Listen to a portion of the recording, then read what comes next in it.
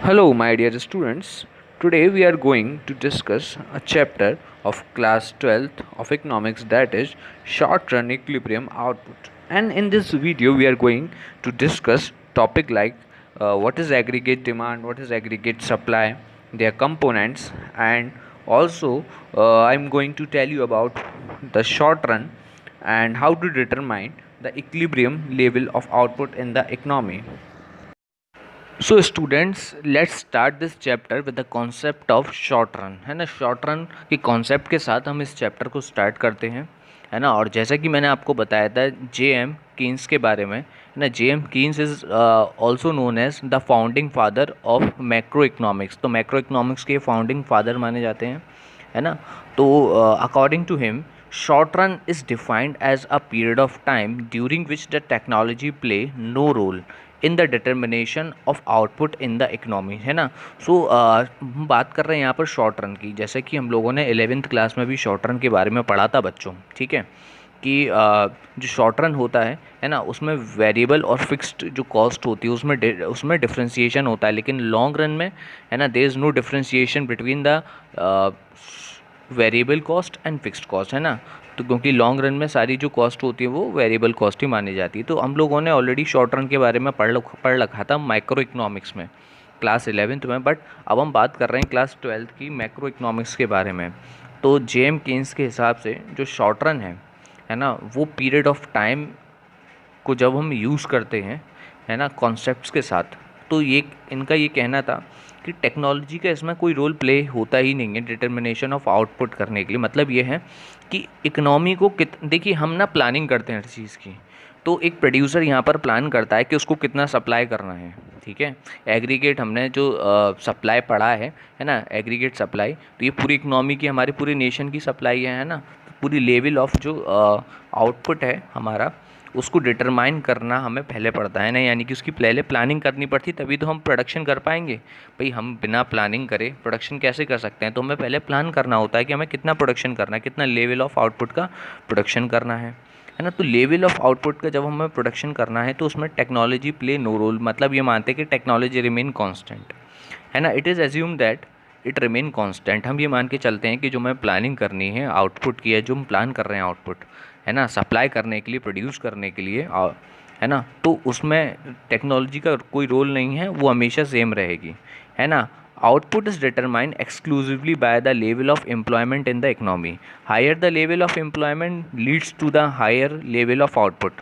देखिए, आप लोगों को शायद याद होगा, मैं आपको मैक्रो इकोनॉमिक्स के साथ इसको कंपेयर करके बता रहा हूँ।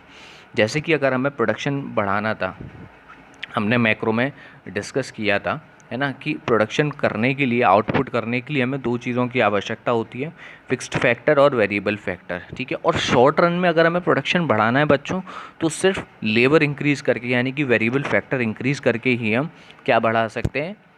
प्रोडक्शन को बढ़ा सकते हैं, यानी लेवल ऑफ आउटपुट को बढ़ा सकते हैं।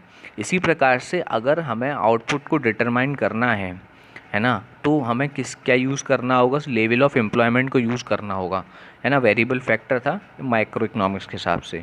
और जितना ज़्यादा लेवल ऑफ एम्प्लॉयमेंट होगा उतना ही लेवल ऑफ आउटपुट ज़्यादा होगा, क्योंकि आउटपुट करता कौन है? लेबर की वजह से आउटपुट सक्सेसफुल हो पाता है, लेबर की वजह से आउटपुट प्रोडक्शन हो पाता है ना। तो higher the level of employment leads to the higher level of output, है ना। लेबर यानी कि एम्प्लॉयमेंट जितना ज़्यादा होगा उतना ही ज़्यादा क्या होगा? आउटपुट होगा, है ना। टेक्नोलॉजी का कोई रोल नहीं है, टेक्नोलॉजी इसमें कैसी रहेगी बच्चों? सेम रहेगी, है ना। There is 1-to-1 relationship between the output and employment. Okay, so we can say that technology remain constant, है ना, and there is a 1-to-1 relationship between the output and employment. Output और employment के बीच में 1-to-1 relationship है। It means if the employment is double, output will be double. अगर employment को हम डबल कर देते हैं तो आउटपुट भी हमारा डबल हो जाएगा, ठीक है। If in other word we can say that the level of employment in the economy measure the level of output of GDP in the economy। इसका मतलब हम यहाँ पर इनडायरेक्टली ये कह सकते हैं कि लेवल ऑफ एम्प्लॉयमेंट जितना होगा ठीक है, उतना ही लेवल ऑफ आउटपुट होगा, because they have a positive relationship. Okay, so output can not be increase one there is a full employment in the economy. अब आप खुद ही सोचिए कि अगर हमें एम्प्लॉयमेंट हमारा फुल हो जाए तो हम आउटपुट कैसे बढ़ा सकते। So there is a one to one relationship between the output and employment. और अगर आप सोचो कि एम्प्लॉयमेंट एक इस ऐसे स्तर पे पहुंच जाए जहां पर हम ये कह सकें देर is a full employment in the economy, कि हमारी इकनॉमी में फुल एम्प्लॉयमेंट है। अगर फुल एम्प्लॉयमेंट है तो इसका मतलब ये है कि हम प्रोडक्शन को इंक्रीज़ ही नहीं कर सकते, यानी कि आउटपुट को इंक्रीज़ ही नहीं कर सकते, क्योंकि हमने बताया था कि अगर आउटपुट इंक्रीज़ करना है तो हमें एम्प्लॉयमेंट भी इंक्रीज़ करना होगा। वन टू वन रिलेशनशिप है इनका, पॉजिटिव रिलेशनशिप है ना। तो इसका मतलब ये है कि फुल एम्प्लॉयमेंट अगर इकनॉमी अचीव कर लेती है तो इसका मतलब there is a no hope to increase the output, but it is not true. लेकिन ऐसा हमेशा ज़रूरी नहीं है ना। इसके बारे में हम आगे चैप्टर में डिस्कस करेंगे कि ऐसा कैसे हो सकता है कि फुल एम्प्लॉयमेंट के बाद भी हमारी इकनॉमी में प्रोडक्शन बढ़ पाए, यानी कि आउटपुट बढ़ पाए, है ना। तो केन्स के ही शब्दों में, जेएम केन्स के शब्दों में इसके बारे में हम बात करेंगे, इस थ्योरी के बारे में। ठीक है, अभी हम चैप्टर अपना आगे बढ़ाते हैं और बात करते हैं यहाँ पर determination of output in the economy. Okay, I hope students I am not going too fast. ठीक है, और अगर आपको लगता है कि थोड़ा सा हमारा जो स्तर है वीडियो का काफ़ी फास्ट चल रहा है ना, और आपको समझने में कुछ प्रॉब्लम हो रही है, तो आप कमेंट कर सकते हैं और मुझे बता सकते हैं इसके बारे में। चलिए आइए अब अगला टॉपिक हम अपना डिस्कस करते हैं। In this chapter, we are going to study about the determination of equilibrium level of income and output। ठीक है, तो इस चैप्टर में हम बात करेंगे how to achieve a level of equilibrium. Equilibrium जो लेवल है उसको हम कैसे अचीव कर सकते हैं। ठीक है, इनकम और आउटपुट का। ठीक है, इनकम मीन्स जो भी हमारी इनकम है, बेसिकली हम बात कर रहे हैं यहाँ पर एएस की, एग्रीगेट सप्लाई की, है ना। और आउटपुट जो भी हम प्रोडक्शन कर रहे हैं, है ना, तो वो एक्चुअली बात कंजम्पशन की है यहाँ पर, है ना। तो यहाँ पर हमें इक्विलिब्रियम लेवल इनकम और आउटपुट का कैसे डिसाइड करना है, कैसे डिटरमाइन करना है। ठीक है, इसके बारे में बात करते हैं। तो इसको समझने के लिए पहले हम एक बार आपको रिवाइज़ करा देता हूँ एडी के बारे में और एएस के बारे में, यानी कि एग्रीगेट डिमांड और एग्रीगेट सप्लाई के बारे में। ठीक है, but before that first let just try to understand the concept of short run, है ना। हम लोगों ने 11th में पढ़ा था short run and long run, है ना। तो शॉर्ट रन कॉस्ट कुछ होती थे, है ना। Long run, let's just understand the meaning of aggregate supply one more time.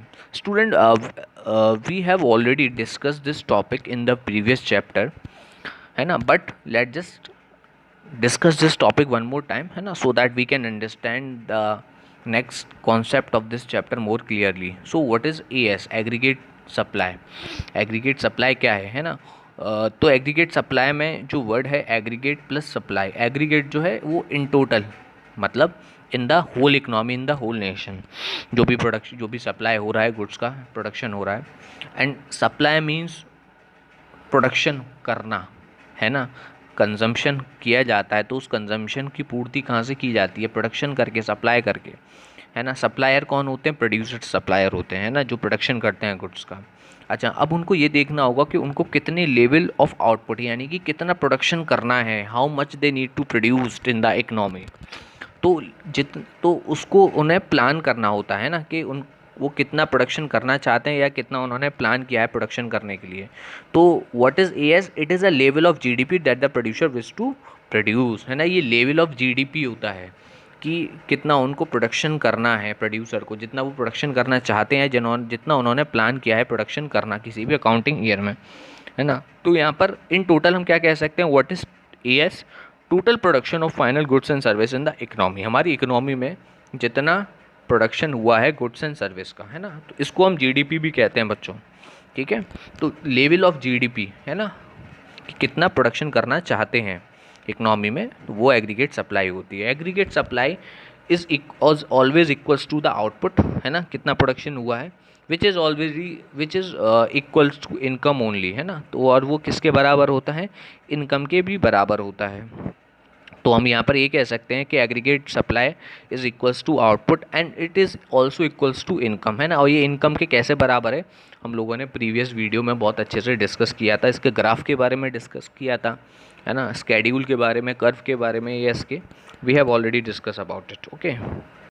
And as far as component, so the component of aggregate supply is the consumption and saving. C plus S is always equals to aggregate supply, and in other term we can also say that aggregate supply means income, yani ki Y, okay. So here on the screen you can see this, the schedule and the curve of aggregate supply का curve और schedule आप ध्यान से देख सकते हैं, है ना। इनकम डिनोट की गई है 0, 40, 80, है ना, ये हाइपोथेटिकल डाटा है ना। Consumption is also given, saving is also given, है ना। तो when we add consumption and saving, है ना, it means it become income, है ना। कंजम्पशन और सेविंग को जोड़ते हैं तो इनकम बन जाता है ना। और इनकम ही एक दूसरा मीनिंग है किसका, एग्रीगेट सप्लाई का, because aggregate supply and income is one on the same thing, है ना। और जब हम इसको प्लॉट करते हैं ना तो 45 डिग्री की लाइन बनती है यहाँ पर। ये जो ग्राफ में आप जो लाइन देख रहे हैं, ये जो पॉजिटिव रिलेशनशिप शो कर रही है यहाँ पर, है ना, तो वो क्या है, आपकी 45 डिग्री की ये लाइन है, ठीक है। देखिए इसमें ना हमने एक्स एक्सिस पर इनकम शो की है और वाई एक्सिस पर consumption oblique saving plus saving show की है, ठीक है। और इससे जो लाइन क्रिएट हो रही है एग्रीगेट सप्लाई का जो कर्व है ना, वो अपवर्ड कर्व है ना। और पॉजिटिव रिलेशनशिप शो करता है वो दोनों के बीच में, है ना, एक्स एक्सिस और वाई एक्सिस के कंपोनेंट के बीच में, है ना। और ये हमेशा 45 डिग्री पर ही बनता है, ठीक है। Our next topic is aggregate demand, है ना। We have already discussed this topic also, but for the more clarity, let's just discuss it one more time.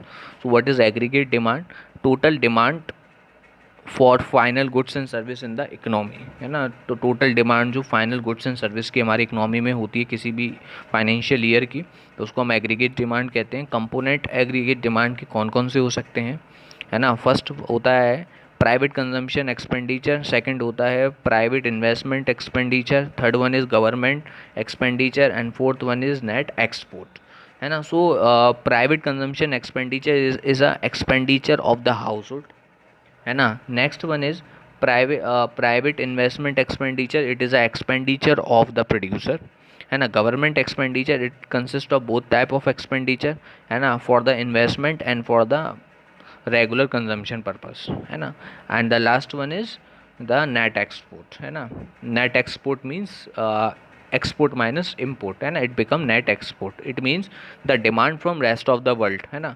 So these are all the fours demand of all the four sectors, है ना। तो ये सभी अलग अलग sector से जो total demand होती है मिला के, है ना, हमारे देश में, हमारी इकोनॉमी में, है ना। और किसी भी एक पर्टिकुलर ईयर की, है ना, उस इन सारी डिमांड्स को जब हम जोड़ देते हैं, है ना, हाउस होल्ड की डिमांड, प्रोडक्शन की, है ना, प्रोड्यूसर्स की डिमांड, गवर्नमेंट की demand and demand from the rest of the world, है ना। तो ये सारी डिमांड मिला के क्या बनता है बेटा आप लोगों का, aggregate demand, okay. So let just understand the aggregate demand, है ना, with the help of graph and with the help of the schedule, demand schedule. So you can see on the screen Y, C and I.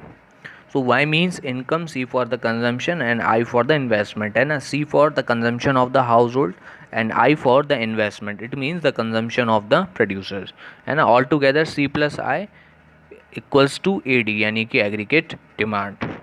So when income is 0, जब income कितनी थी 0, तो consumption होता है 20 का, है ना। मैंने आपको इसके बारे में प्रीवियस चैप्टर में एक्सप्लेन किया था, है ना। जब इनकम 0 हो, है ना, तभी भी किसी मिनिमम लेवल का जो कंजम्पशन होता है उसको ऑटोनॉमस कंजम्पशन हम कहते हैं, है ना।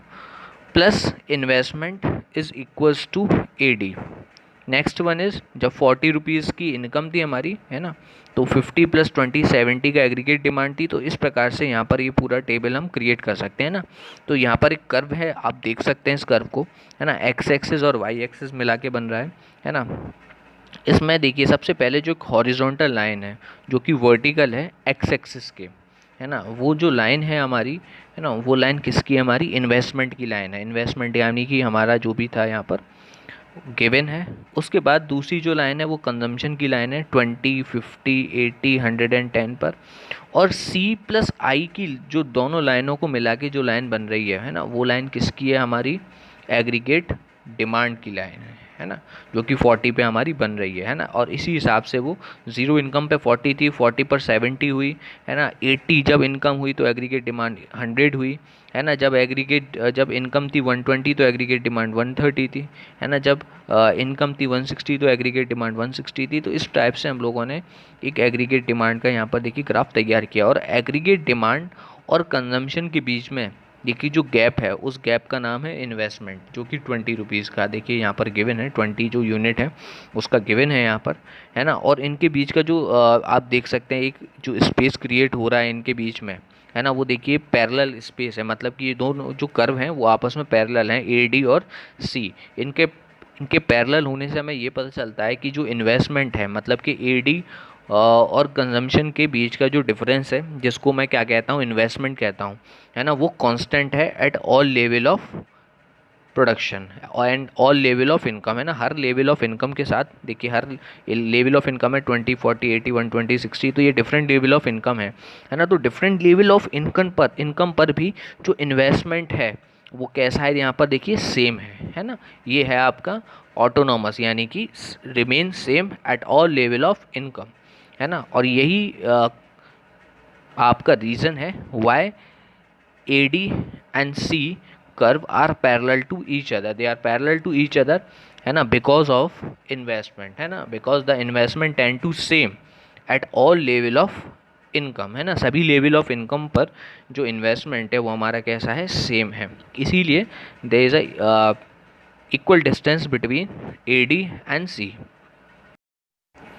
सो student, determination level of equilibrium, है ना, लेवल ऑफ इक्विलिब्रियम हमें यहाँ पर डिटरमाइन करना है। तो लेवल ऑफ इक्विलिब्रियम डिटरमाइन करने के यहाँ पर दो मेथड है। पहला जो अप्रोच है वो है A D is equals to A S approach, है ना। Then the second approach is saving is equals to investment, है ना। फर्स्ट अप्रोच के बारे में यहाँ पर बात करते हैं। पहले इक्विलिब्रियम देखते हैं, यहाँ पर बताता हूँ मैं आप लोगों को व्हाट इज़ एन इक्विलिब्रियम। देखिए, इक्विलिब्रियम वो स्टेट है यहाँ पर हमारी इकोनॉमी की जहाँ पर सप्लाई और डिमांड, है ना, वो क्या हो जाते हैं, इक्वल हो जाते हैं। मींस जितनी हम सप्लाई कर रहे हैं, है ना, वो इक्वल है किसके, डिमांड के इक्वल है। मींस प्रोड्यूसर का जो प्रोडक्शन है ना, और कंज्यूमर की जो डिमांड है, वो दोनों ही आपस में उनका जो लेवल है वो कैसा लेवल हो जाता है, सेम लेवल हो जाता है। और हम अटेन करते हैं लेवल ऑफ इक्विलिब्रियम को, है ना। तो यहाँ पर ए डी एंड ए एस एक वाइडर कॉन्सेप्ट है। अगर हम पूरे नेशन के हिसाब से बात करें तो, है ना, फिर मैं यहाँ पर कंज्यूमर और सिर्फ प्रोड्यूसर की बात नहीं कर पाऊँगा, क्योंकि जो डिमांड होती है वो कंज्यूमर के द्वारा भी हो सकती है, प्रोड्यूसर के द्वारा भी हो सकती है, गवर्नमेंट के द्वारा भी हो सकती है, और रेस्ट ऑफ द वर्ल्ड से भी हो सकती है ना। और एग्रीगेट सप्लाई कितनी हो सकती है, आप खुद सोचिए, what should be the level of aggregate supply. Aggregate supply का क्या लेवल हो सकता है, एग्रीगेट सप्लाई का जो लेवल है, यानी कि जो प्लांट प्रोडक्शन है प्रोड्यूसर द्वारा, वो हो सकता है कितना, जितना उनके पास इनकम होगी। यानी कि एक प्रोड्यूसर के पास जितनी इनकम हो सकती है, जितना लेवल ऑफ इनकम होगी, उतना ही वो चाहेगा कि ज़्यादा से ज़्यादा वो क्या करे, प्रोडक्शन करे, है ना। तो हम बात करते हैं फर्स्ट अप्रोच के बारे में, A D is equals to A S. So the equilibrium GDP means that the level of GDP where the producer wish to produce or plan to produce is exactly equals to what the buyer wish to buy or plan to buy during an accounting year।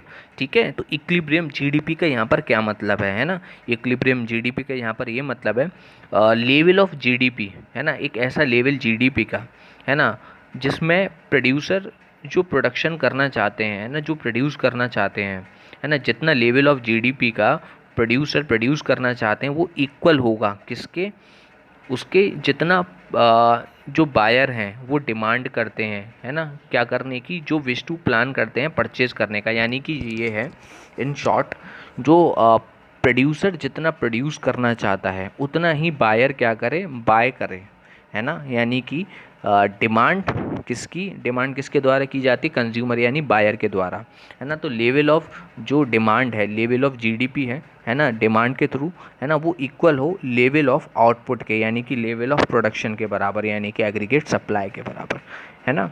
तो जितना producer production करना चाहता है उतना ही consumer खरीदे, है ना। जब ये दोनों लेवल आपस में इक्वल हो जाएंगे, है ना, then we have achieved a level of equilibrium in the economy, है ना। और इक्विलिब्रियम का जब स्टेट होगा, है ना, तब ऐसा नहीं होगा कि एक्सेस प्रोडक्शन हो, है ना, या फिर शॉर्टेज हो किसका, प्रोडक्शन का, है ना। अगर एडी और एएस के बराबर है तो it means that there is no excess production और unwanted stock with the producer. अगर एएस और एडी इक्वल है आपस में तो एक्सेस प्रोडक्शन होगा ही नहीं, है ना, और एक्सेस प्रोडक्शन नहीं होगा तो अनवांटेड स्टॉक भी नहीं होगा प्रोड्यूसर के पास, है ना। इसका ये भी मतलब है अगर एडी और एएस अगर आपस में बराबर हैं, यानी इक्विलिब्रियम लेवल हमने अचीव किया है, तो इसका ये भी मतलब है कि शॉर्टेज नहीं है आउटपुट की हमारी इकोनॉमी में। मतलब कि जितना डिमांड करता है कंज्यूमर, है ना, उसकी डिमांड प्रोड्यूसर फुलफिल कर देता है ना। तो equilibrium is struck when AS is equals to AD. Okay, so let just try to understand the level of equilibrium, है ना, with the help of AD and AI approach, and obviously so I have this hypothetical data on the screen, है ना। तो you can see this table, है ना, it shows the income that is 0, 40, 80, 120, 160, 200 and 240. The level of consumption, है ना, at a different level of income, that is 20, 50, 80, 110, 140, 170 and 200.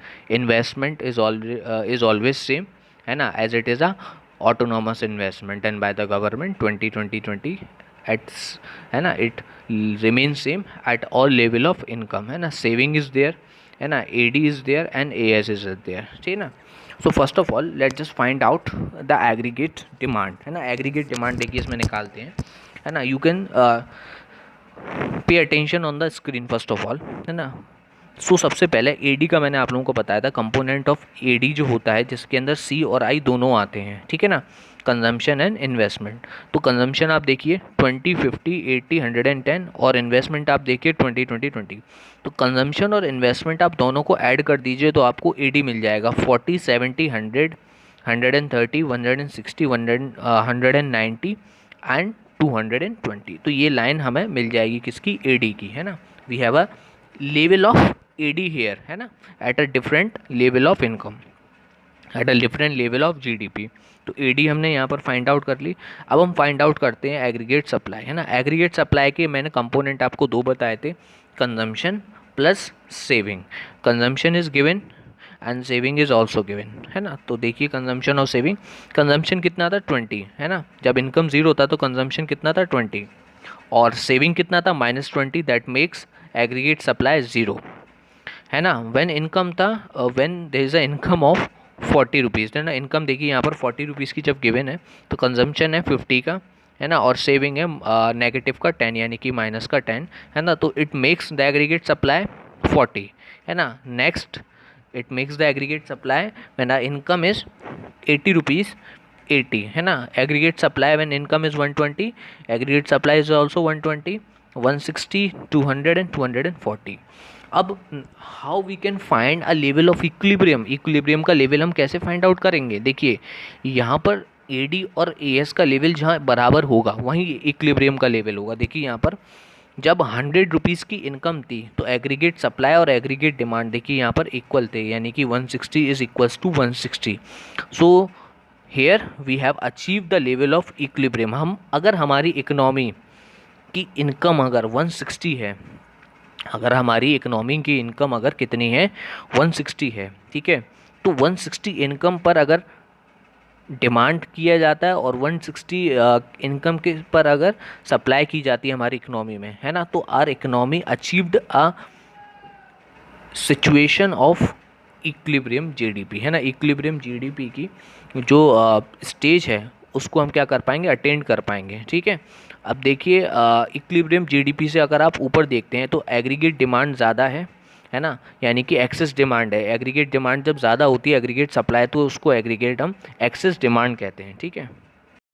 और 160 अगर आप नीचे देखेंगे, यानी कि लेवल ऑफ इक्विलिब्रियम के अगर आप नीचे देखेंगे, तो एग्रीगेट सप्लाई ज़्यादा है डिमांड से, है ना। अगर सप्लाई ज़्यादा होगी और डिमांड अगर क्या होगी हमारी कम होगी, तो अनवांटेड स्टॉक होगा, ये ऑब्वियस है, ठीक है। ज़्यादा स्टॉक हमारे पास बच जाएगा भाई, हमने प्रोडक्शन करा 100 यूनिट का, है ना, और डिमांड आई अगर आपकी कितनी 90 यूनिट की, तो 10 यूनिट का प्रोडक्शन हमारे पास एक्स्ट्रा पड़ा हुआ है ना, अनवांटेड स्टॉक के रूप में। तो इसको हम कहते हैं एक्सेस सप्लाई, है ना। जब सप्लाई ज़्यादा होती है तो एक्सेस सप्लाई। देखिए यहाँ पर 200 की सप्लाई है ना, और 190 की डिमांड है। यहाँ पर फिर 240 की एग्रीगेट सप्लाई है और 220 की डिमांड है, तो यहाँ पर एग्रीगेट सप्लाई है। और अगर आप 160 के ऊपर देखेंगे तो देखिए डिमांड यहाँ पर ज़्यादा है ना। पहले डिमांड 40 की थी, सप्लाई 0 की थी। डिमांड एग्रीगेट डिमांड 70 की है और एग्रीगेट सप्लाई आपकी 40 की है। तो ये इसको हम कहते हैं एक्सेस डिमांड, जब डिमांड ज़्यादा हो। तो जब डिमांड ज़्यादा होती है ना, तो सप्लाई अगर उसको पूरा ना कर पाए, है ना, तो उसके भी अलग कॉन्सिक्वेंसेस फेस करने पड़ते हैं इकोनॉमी को। So that is the concept of determination of equilibrium point in the economy.